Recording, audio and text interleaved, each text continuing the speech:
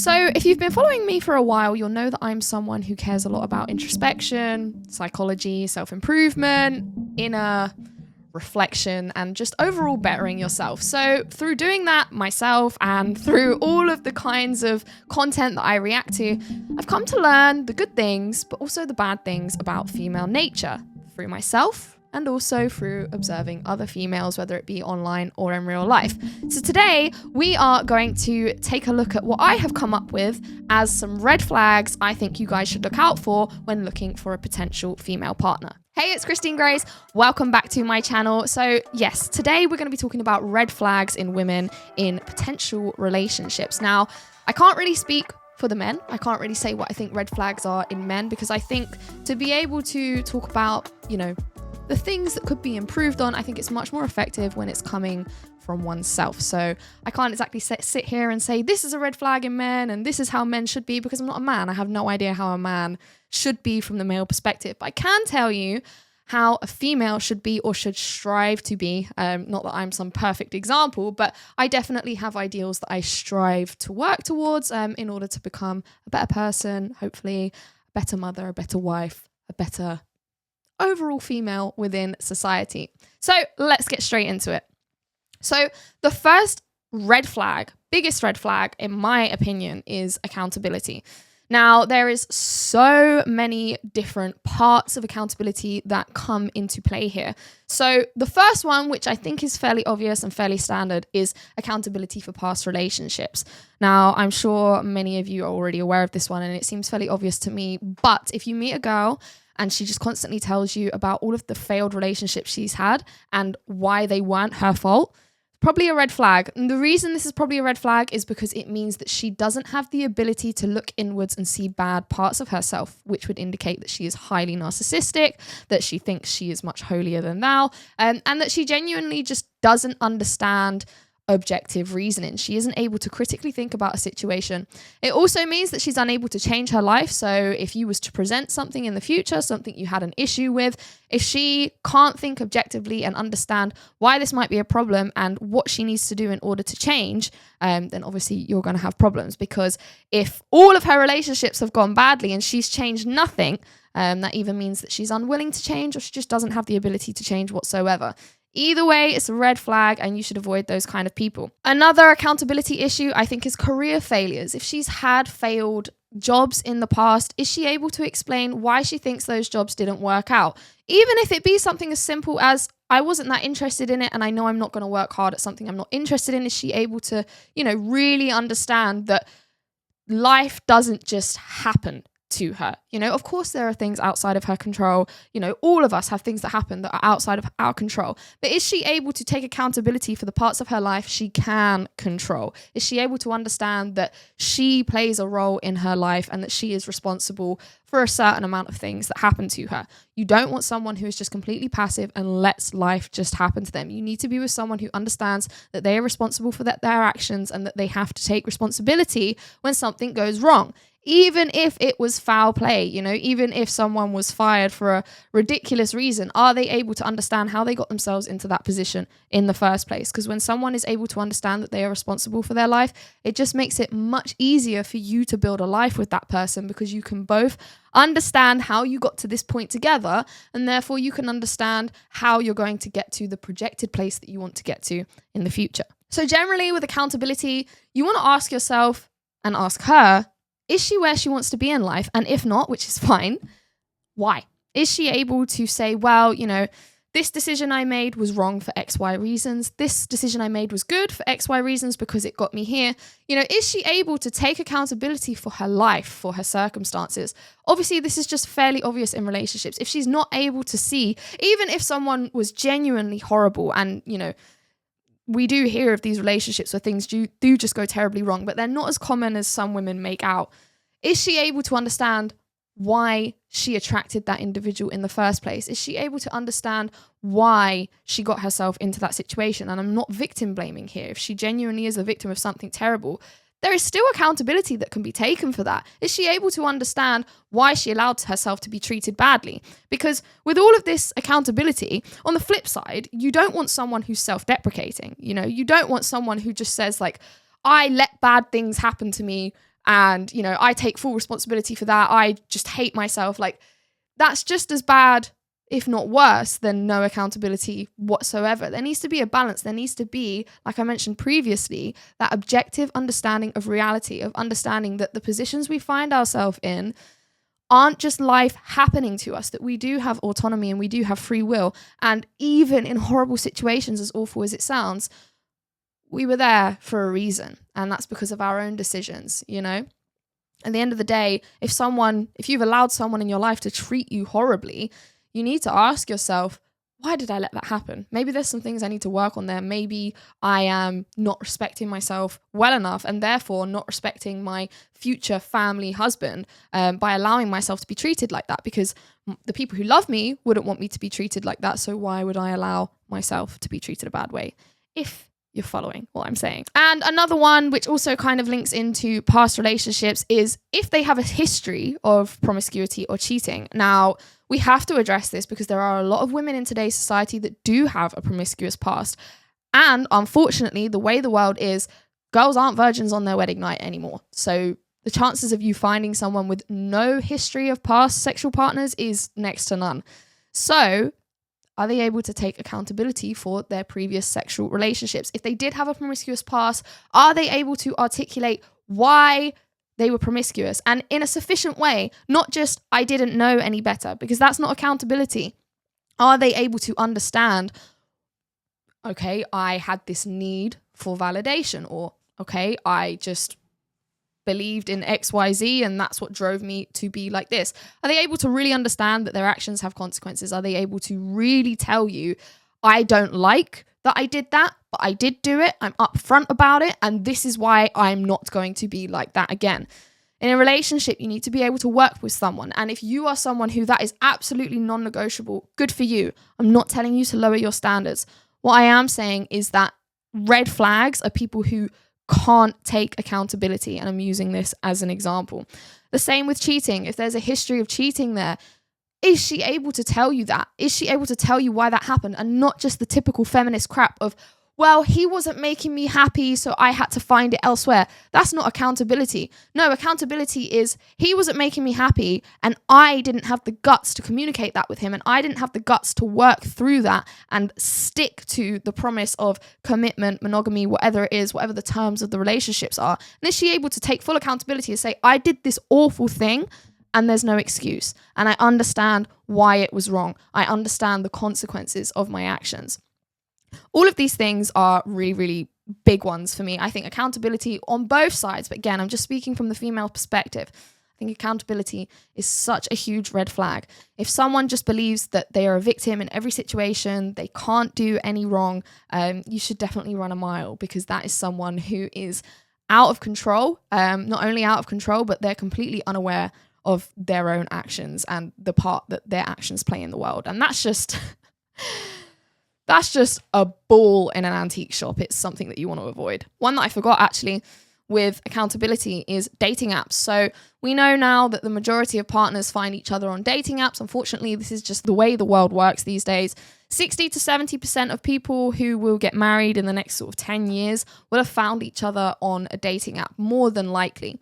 So there is accountability with dating apps. Her dating app profile, is it true to who she is? You know, is she wearing loads of filters? Is she wearing loads of makeup? Wearing makeup is fine, right? But is she honest about the fact that, you know, I don't actually look like this, you know, this is what I actually look like? Things you want to look for is, you know, has she got any pictures on her dating profile that are minimal to no makeup?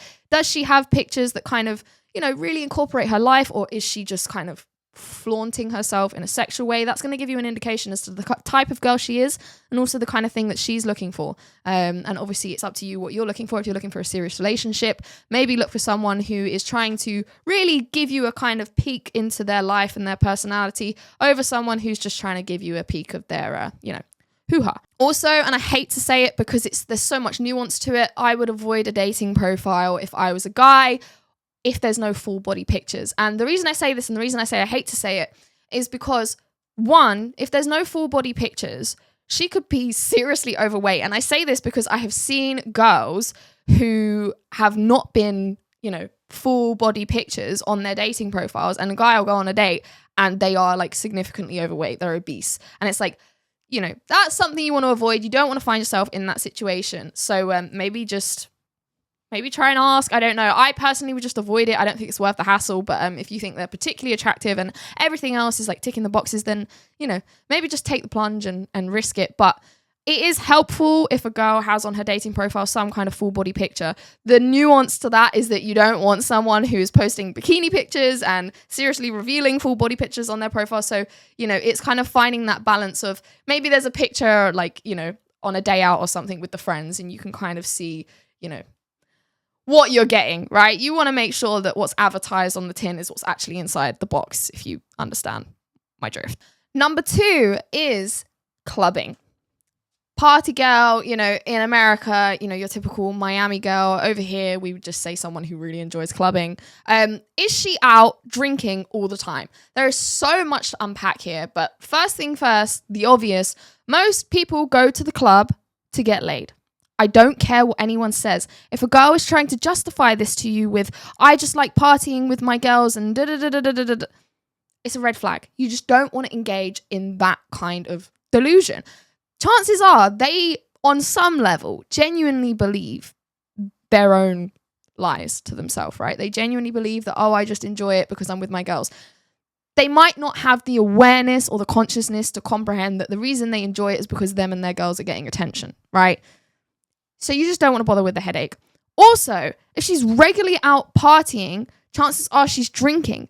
You don't want to be with someone that is constantly, knowingly, consciously poisoning their own body. That's not something you want to surround yourself with. That shows a lack of impulse control. It also shows that there's an element of escapism there. It shows that she's unhappy with who she is. Hence, she has to constantly numb her mind to forget who she is. Again, this might not be a conscious thing. Either way, it's a conversation you want to avoid. You don't want to waste your time trying to wake someone up who is too happy being asleep.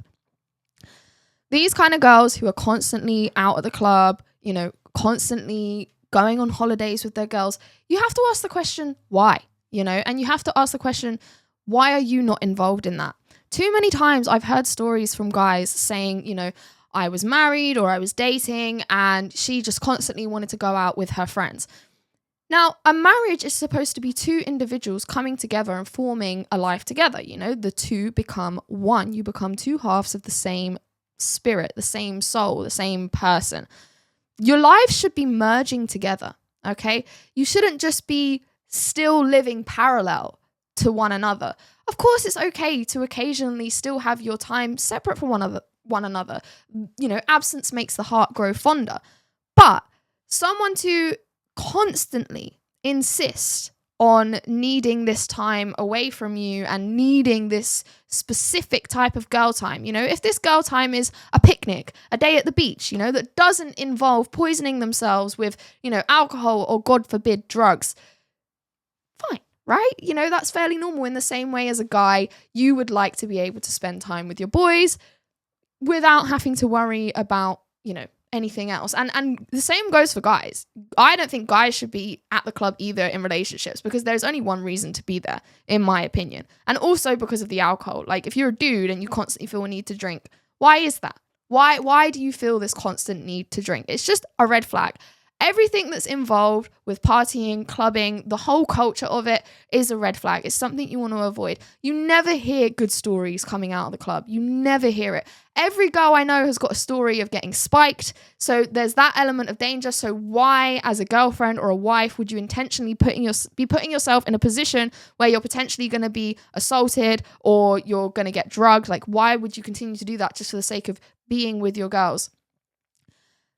The dress code, you know, it's a well-known fact that people let girls into clubs for free. If you're being let in for free, you're the product. So, you know, why are you objectifying yourself? Why are you sexualizing yourself? And why would you not want your partner to come along with you in that situation? Why does it have to be this girls thing, you know?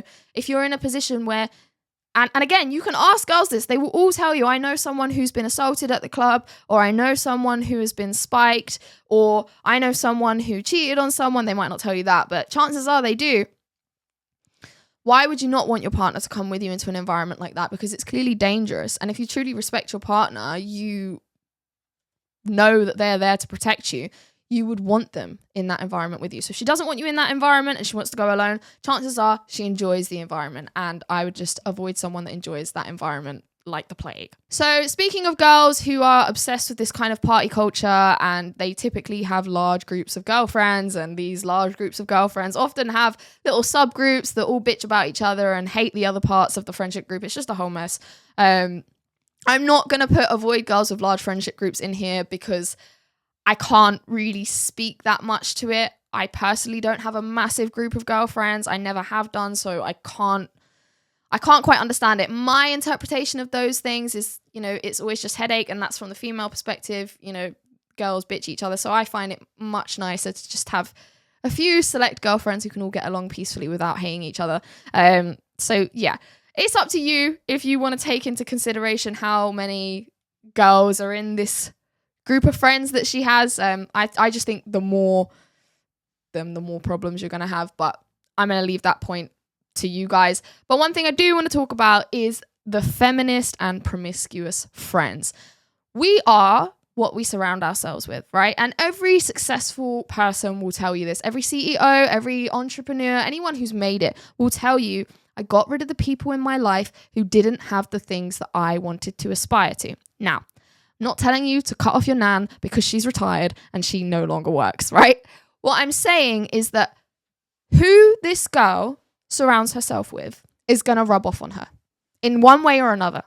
So if she is surrounded by people who are constantly making bad decisions for themselves, they are going to be more likely to lure her into making bad decisions for herself. Now, I'm not taking away this individual girl's autonomy and free will. I'm not saying that. She might have a really, really strong character and be able to say, no, that's not for me.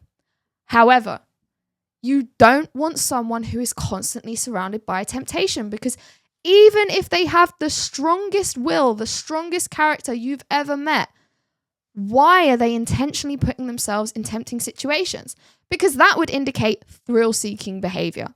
And thrill-seeking behavior almost always goes hand in hand with attention-seeking behavior. So if you've got someone who is saying, like, I can say no, but they're still intentionally putting themselves in a position where they're having to say no, you have to ask the question, why is that?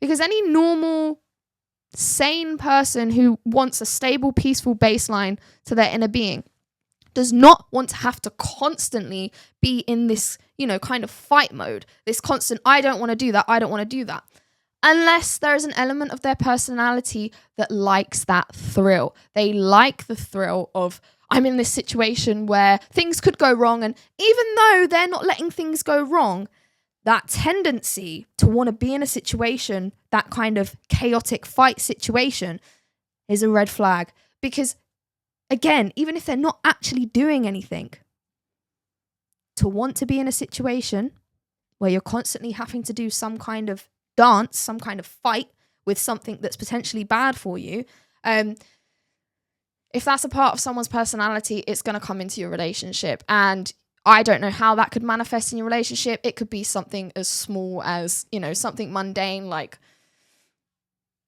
she tells you she's going to do this for you. She's going to have dinner cooked for you when you get home, and then you get home and it's not cooked. And it might just be that little nudge, that little, bickering kind of thing. Or it could be something large scale of maybe flaunting herself and wanting to see how jealous you get. It's that thrill-seeking type of behavior that goes hand in hand with attention-seeking, that, just little things like being in these environments all the time. It indicates that there is a part of them that is looking for some kind of thrill.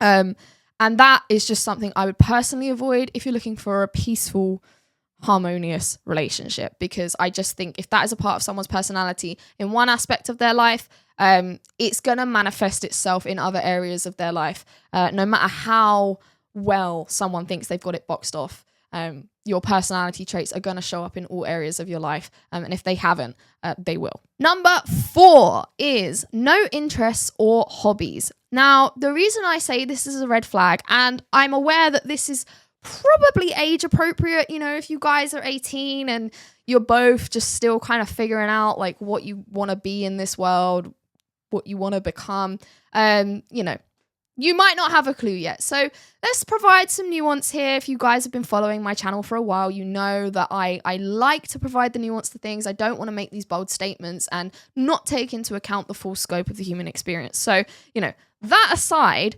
generally, you're talking to someone who's in their 20s. Most young women should be able to identify at least one thing that interests them.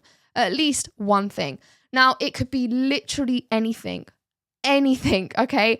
If they are someone who literally doesn't go out, they've not had any kind of, education or whatever, they should be able to identify, I love my family, I'm interested in my family, why I'm interested in my family, what it provides for me, the value it adds to my life. But I do think it's good to have some kind of personal interest. Is there a book that she loves reading? Is there a film that she watches again and again and again? Is she able to do something, take an interest in something outside of you? Now, let me explain why this is important. The reason this is important is because as women, and the women are going to come for me for saying this, we want to impress men. We are designed to submit to men, okay? The man becomes everything. And, if a girl is in the right kind of relationship, she's not damaged her ability to pair bond and she's genuinely in love with a guy, it is like tunnel vision. That's all they see. So we just become obsessed with a guy, right? If a girl has no interest or hobbies outside of that obsession is going to become tricky and it's going to become hard to deal with, because just like guys are competitive, women are also competitive. And this is why you hear of jealous girlfriends. This is why you hear of, obsessive girlfriends, wanting to know everything you're doing, who you're with all the time. That's a lot to take on. It's a lot to handle, and it's going to ultimately build up a lot of resentment, because if she can't know what you're up to all the time, she's going to start resenting you, thinking you're up to something. And if you can't fulfill her need to know where you are all the time, then you're going to become unattracted to her, because you're going to feel kind of like she's your mother and that you're going to have to check in every 2 seconds. And it's just exhausting. It's a strain on a relationship that you don't want. You want someone who is able to switch off from you.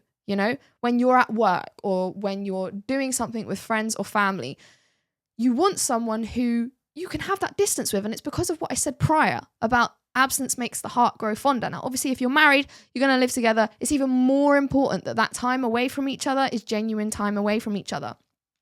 So the reason that interests and hobbies are so important is because that time away from you is then not spent ruminating. Because like I said, when a girl is genuinely attached to a guy, she's genuinely like all for him, you're going to be on her mind all the time, no matter what. She's not going to be able to help it. We are literally programmed to be like this. In the same way with children, the children are constantly on your mind, right? If she has hobbies or interests, it almost acts as a distraction. She's able to, if she's into art, she's able to lose herself in the flow state, right? And that's not that you're not on her mind, but it means that she's able to put her energy into something else. So much so that her energy is controlled, okay? It doesn't go out of control. It's got these other, factors that it can fall into. So it's not just all on you. It's not all obsessing over you. And then you don't get into that dark part of female nature, which is the ruminating, the obsessive, the controlling, the competition side, which is like, this is my partner. I've chosen this partner. And, it can become all encompassing and smothering. It's the dark female mother archetype presenting itself, showing itself, and it can get quite scary. So hobbies and interests. Does she have something she's really interested in?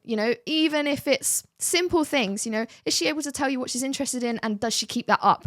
As you guys start dating, you start getting into a more serious relationship. Is she making sure to maintain the parts of herself that are going to keep her balanced and a stable partner for a long and successful relationship? Social media presence. This is ironic coming from a YouTuber, isn't it? Social media presence. Now, the reason I bring this one up, and it kind of links into my other point of attention-seeking behavior, is what is her social media presence like? If you're in a relationship with someone, you don't want them to be advertising that they're available to the rest of the world. And I think most people know this by now. You don't want someone that's presenting as single when they're in a relationship, right?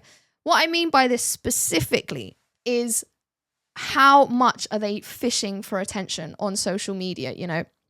Are they posting promiscuous photos? That is a big red flag for all of the obvious reasons: attention-seeking behavior, need for validation, need for attention. Do they post about anything other than the way they look? That's what's really, really, really important. Because if they're only posting about the way they look, that shows that they have a conscious attachment to the way they look. They believe who they are is the way they look. And this is a trap that young women fall into all of the time. And it's really devastating to see. I myself have had to come to the realization, and it sucks. It's the worst part of being a girl. You are going to get old. You are going to get wrinkly. You're going to get ugly. Your boobs are going to sag. It's all going to go downhill, right? The pro part of being a female is that you can lessen that blow with surrounding yourself with a good man, a good leader, and having wonderful children who you can watch grow and you can watch them flourish. And, you know, everything else that comes with being a young woman, like, you can leave that. You know, you can happily leave that because you've got this new life in front of you that you can pour all of your love into. A lot of women in today's day and age, and I've experienced this from going on podcasts and talking to other girls my age, the thought of losing how they look is terrifying. And the reason it's terrifying is because they have attached themselves to the way they look now.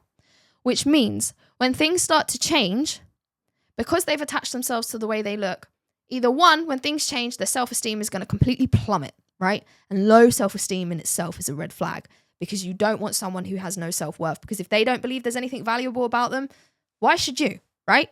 You're not there to fix someone. You don't want someone that you have to fix. A healthy relationship helps you both improve, right? Naturally over time, because you're going to build each other up. You're going to enhance each other. You don't want someone that is fundamentally broken that you have to fix. You don't deserve that. No one deserves that.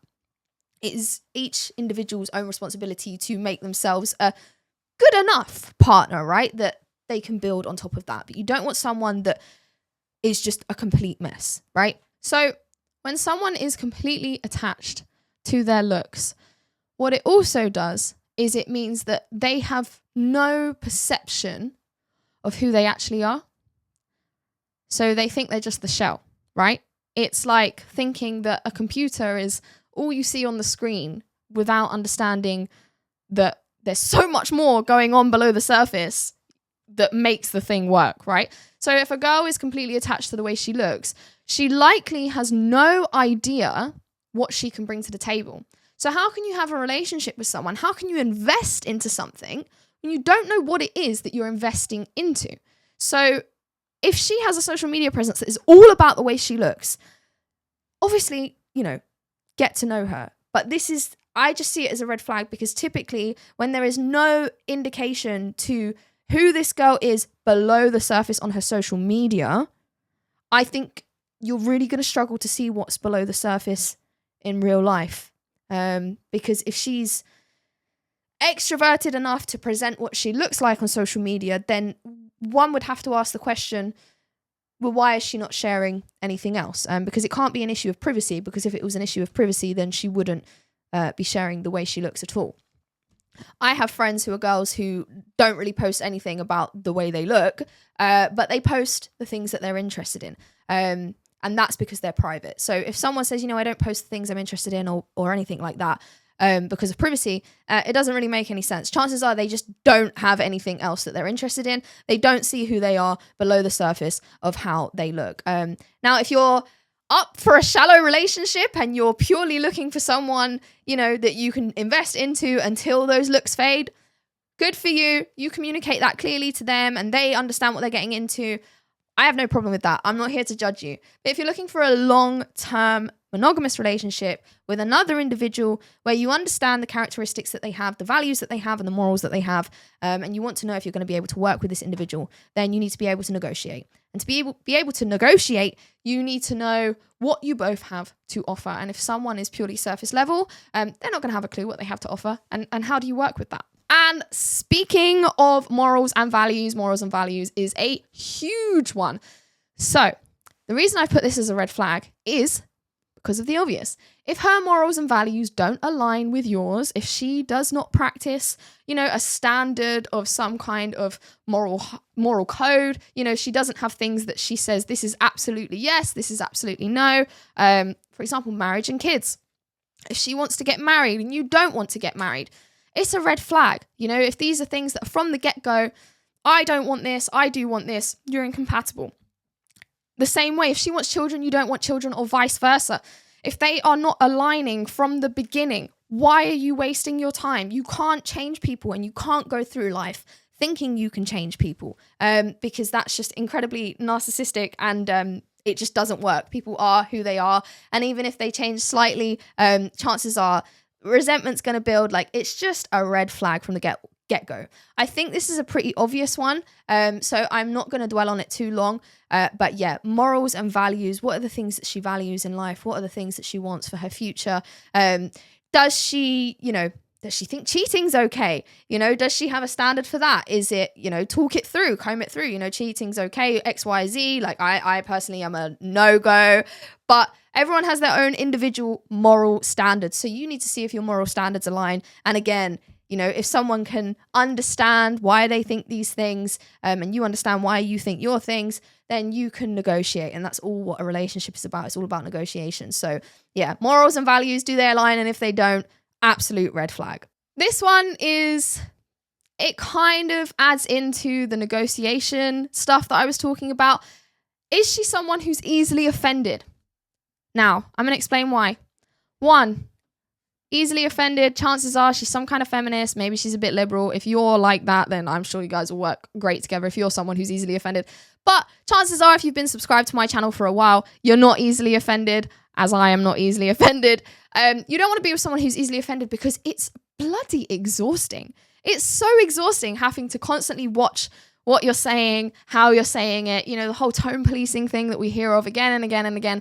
You don't want to be with someone who's easily offended, because you're going to exhaust yourself. Forever is a long time. If you're meeting when you're in your 20s, 30s, you've still got a long way in life to go. And if this is someone that you're picking as a life partner, do you really want to have to be censoring yourself for the rest of your life? It's a lot of effort for one person and for you. And I don't think it's appropriate. Of course, there are things that you should and shouldn't say in a relationship. Don't insult someone. Don't intentionally try to upset someone. If someone gets offended and you've intentionally tried to upset them, that's not a red flag at all. That's you being a dick. But if you are making a joke, bordering the line a little bit, are they able to laugh at themselves? If they've done something really, really silly and you call it out in a joking way and in nothing more than a joking way, are they able to laugh about that? Are they able to see why it's funny? The ability to laugh at oneself is so, so important. Can they laugh about themselves? Can they talk about their flaws and say, yeah, like, I'm human. These are the things that I need to work on and I'm working on it. Let's laugh about it. Are they able to, see the lighter side of life? It's so, so important, because forever is such a long time. You don't want to be with someone that you can't laugh and smile with and joke about the human experience, because as my dad always says to me, if you can't laugh, you'll cry. So, laughing is so important. And if it's someone who's easily offended, chances are they're going to be crying a lot more than they're laughing. And to take this a level deeper, someone who is easily offended is insecure. And I'm going to tell you why. If you call me fat as a joke, or even if you mean it, I'm not going to be offended. Why? Because I know I'm not fat. If you call someone who's slightly overweight offended and they laugh, they're not easily offended, because people aren't stupid, right? Most people have eyes. I mean, unless they're blind. Most people can look in the mirror and they know, what they look like. Even these girls who go on podcasts and say, I'm a 10 out of 10, that they're saying that from a part of themselves that is living in delusion. But there is still a core part of them that knows, like, okay, I'm not as attractive as that person next to me. So if they can laugh at you calling them fat, they're not that easily offended. However, if you call a fat person fat and they're offended, that's because they're insecure about the fact that they're fat. They know they're fat and they know that they're doing nothing to change it. The slightly overweight person who's able to laugh about it, chances are they're laughing about it because they know. And they also are probably taking steps to improve themselves. Hence why they're able to laugh about it, because it's gotten to a point where it's like, yeah, this is a part of me that isn't great, but I'm working on it. So laugh all you want, because in a year's time, I'm going to be the one laughing because I'm going to be in better shape. It's that kind of mindset, right? So if you have someone who gets easily offended by jokes, chances are you're scraping on some truth there, because people only get offended by the truth. The truth hurts, and it's true. So someone who's easily offended by a lot of things, chances are they have a lot of things that they're insecure about. Chances are they have a lot of things that they're hiding, because if they're easily offended by this, that, or the other, it's like, why? Why are you so easily offended? Like, it's not that deep. It's probably because they know, I have this thing about myself that I don't like. And if that person's joking about it, then maybe they can see it. And that kind of knee-jerk defense reaction is a sign that they are holding a lot back. And if they're holding a lot back, you don't know how big that box is, and you don't know what's going to come out. So just look out for this easily offended, defensive type behavior. Defensiveness and projection for sure. Projection for sure is usually an admittance of guilt. 9 times out of 10, it's admittance of guilt. So if someone is easily offended, question yourself as to what it is they're getting offended by.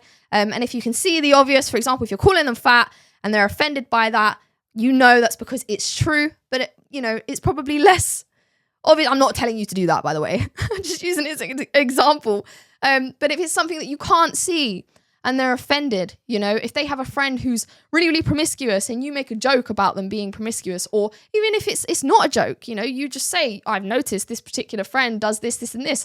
What do you think about that? If they get really defensive about that, you have to ask yourself and them some real questions, because why are they offended by that? If it's not them doing it, why aren't they able to, again, it's that objective reasoning. Why aren't they able to acknowledge, yeah, they do that, and that's pretty bad. I don't think that's good. If they're offended, it wouldn't take a, particularly smart person to put 2 and 2 together and think maybe they're offended because there's part of that resonates with their character and their behaviors. So yeah, someone who's easily offended, it's a lot of work. I would personally just avoid it. So I think I've mentioned this particular point, and this is the final point in all of the prior points. Communication, articulation. Is someone able to tell you what they like, what they don't like, what they have to offer, what they need to improve on? Are they able to negotiate? Negotiation is the fundamental part of all relationships. Love is a feeling, right? It's a feeling.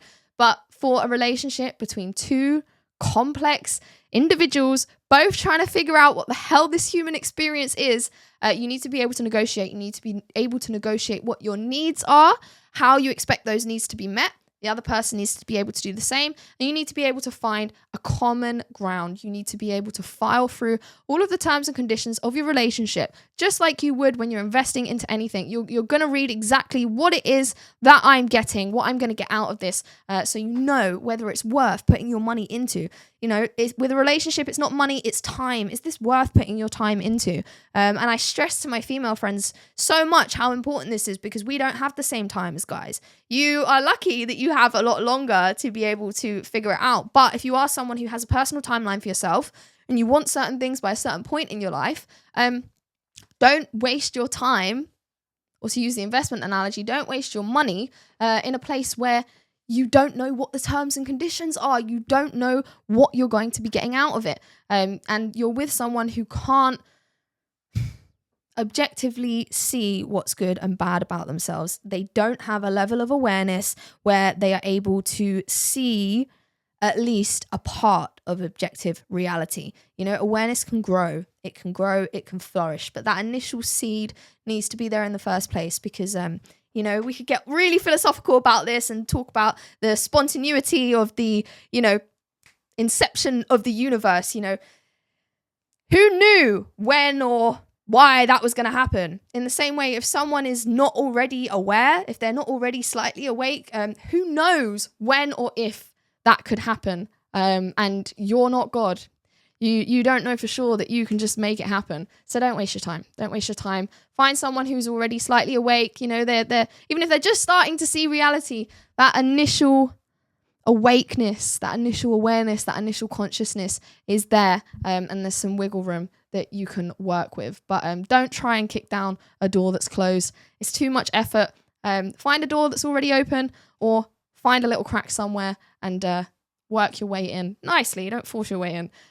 But find something you can work with, and being able to articulate how one thinks, the things that they're interested in, the things they like, the things that they don't like, the needs that they have, where they've come from, why they are the way they are. All of this is so important if you're going to have a healthy relationship. And the same goes for you. You need to be able to articulate these things, because neither of the sexes are mind readers. We don't know what's going on in the mind of another person. So we have this great thing called language. So we should use it to the best of our ability. And I know it can be hard. So if it's hard to speak, write it down. Find a way to negotiate. Don't invest in something if you don't know what you're getting out of it. That's it for my points. If you guys have any more that you think are really important, definitely leave them in the comments section below. I think really the way I want to end this video is just to really run the point home of how important I think introspection is, how important I think it is for us to look at ourselves in the mirror and try and see things objectively from outside our own point of view. You know, what's good about me? What's bad about me? You know, what can I improve on? How can I continue to grow as a person? And what value can I bring to someone else's life? I think if we all did that every day consciously, we would make a much better world for each other and for future generations. Enough of this delusion, enough of just telling ourselves what we are without any real action in the real world. Let's start standing for what we believe in, practicing the things that we preach, and just making the world a better place. If you like this video, let me know in the comments if you think I should do a follow-up video, if I should do a green flag video, because, you know, we can talk about all this negative stuff, but as I've been speaking about the nuance and the balance, should I do a green flag video? Let me know in the comment section below by leaving a green emoji of your choice if you think I should make a green flags to look out for in a relationship, and I will definitely be sure to do that. As always, if you like this video, please do give it a thumbs up on your way out. Be sure to subscribe to the channel, hit that notification bell, click the little drop down and select all to make sure you're actually getting notified of all of my videos. And if you'd like to consider donating to the channel, you can click the link in the description at buymeacoffee.com. Every single one of your donations really, really means a lot to me. I can't stress that enough. It genuinely means a lot to me, and I'm really thankful for all of you. And on that note, I very much look forward to seeing you in the next one. Take care. Bye bye.